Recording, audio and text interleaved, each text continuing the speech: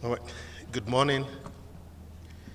We, the Security Council signatories of the Statement of Shared Commitment for the Principles of Women, Peace, and Security, Ecuador, France, Guyana, Japan, Malta, the Republic of Korea, Sierra Leone, Slovenia, Switzerland, the United Kingdom, and the United States of America take this opportunity to affirm our support to the protection and empowerment of Libyan women and girls. We express our grave concern about the lack of Libyan women's full, equal, and meaningful participation in shaping the future of their country. There have been no women in the 5+5 Libyan Joint Military Commission on Security Arrangement or the 6+6 Libyan Joint Committee for preparing electoral laws and women representation has been low in national dialogues, parliament, and government.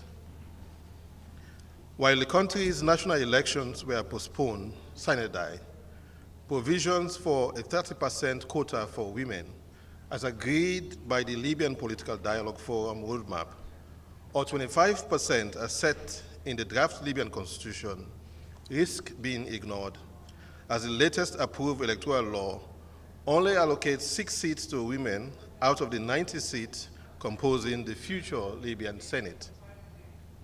We request the UN to continue reporting on women's representation in every relevant committee and institution, and to remind all parties that the Security Council has urged Libyan institutions and authorities to ensure the full, equal, effective, meaningful, and safe participation of women at all levels, including in leadership positions and all stages of decision-making relating to inclusive political processes, democratic transition, reconciliation efforts, conflict resolution, and peace building.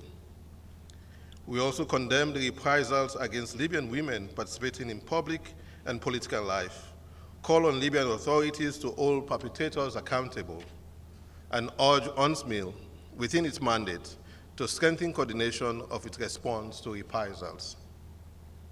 We reiterate Libya's international commitment on women's rights and empowerment, representing universal values that contribute to sustainable development and peace.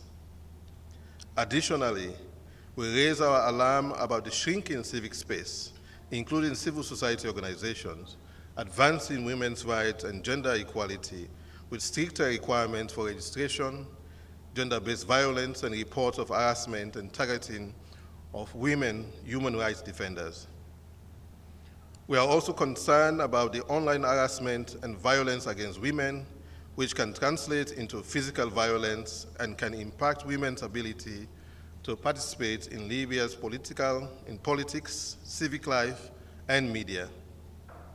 We recall that the Security Council has urged the authorities to recognize the need to protect migrant women, women's rights organizations, and women peace builders from threat, reprisals, and attack, and strongly encourage all parties to create a safe and enabling environment for members of civil society.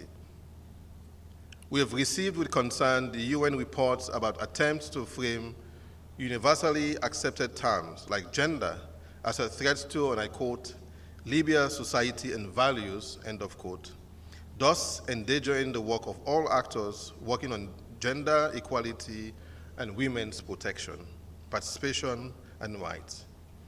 We are also concerned about the disproportionate impact of the anti-cybercrime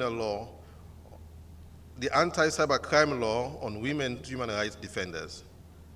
We remain equally concerned about human rights violations and abuses against women and girls, including migrant women, both in detention centers and facilities and in situations of displacement or trafficking, as reported for many years by human rights investigations and a panel of experts supporting the Security Council Libya Sanctions Committee.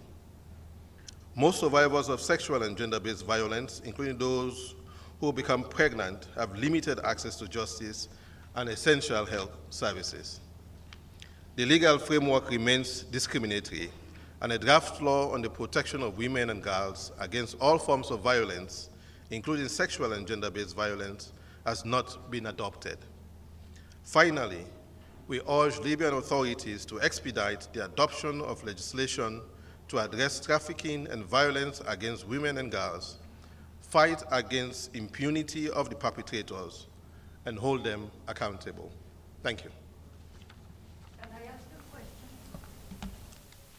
Concretely, what are you going to do? Because those are words that women are still suffering. They're still raped. They're still taken away from their family. They cannot go to school. What can be done? I can only read the commitment on behalf of the member state that have signed up to it. And in terms of your question, I cannot answer it now, except I do so in a personal, national capacity. But we do have a meeting, so I encourage you to follow the meeting, and I believe the commitments were covered most of the issues which you've asked about. Thank you again. Thank you, colleagues.